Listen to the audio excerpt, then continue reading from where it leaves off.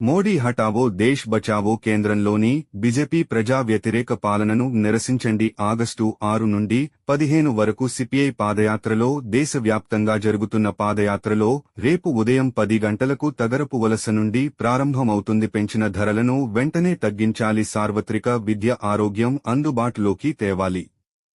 Ballot paper పద్ధతిలో ఎన్నికలను పునరుద్ధరించాలి. ప్రజాస్వామ్యాన్ని పరిరక్షించాలి. ప్రతి యువకుడికి ఉద్యోగం కల్పించాలి. మహిళా రిజర్వేషన్ను తక్షణమే అమలు చేయాలి. కార్మికుల హక్కులను పరిరక్షించాలి. దళిత, ఆదివాసీలపై అకృత్యాలను, దాడులను నిలిపివేయాలి. ఆగస్టు 17 నుండి 28 వరకు ప్రజా సంఘాల ప్రచార ఆందోళన కార్యక్రమాలు కూడా జరుగుతాయి. ఈ గోడ పత్రికను కాకరలోవలో పశ్చిమ నియోజకవర్గం కార్యదర్శి కాండ్రేగుల సత్యాంజనేయ మరియు గుడాల రాంబాబు విడుదల చేశారు.